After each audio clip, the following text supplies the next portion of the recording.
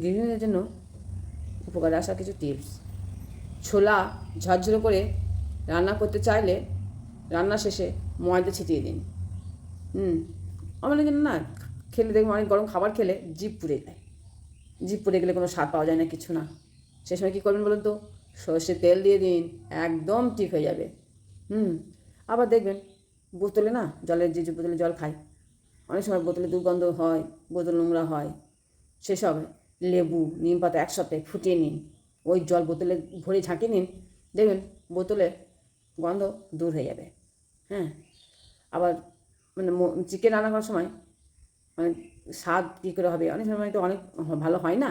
এর জন্য দেখবেন বাদাম কিশমিশ ভেজে বেটে দিলে স্বাদ ও গন্ধও বাড়ে না বলুন? দেখবেন আমরা পরীক্ষা করে। আবার অনেক সময় দেখবেন বেসিনের দাগ তুলতে খুব কষ্ট হয়, তোলাই যায় না, বেসিনের জেদি দাগ।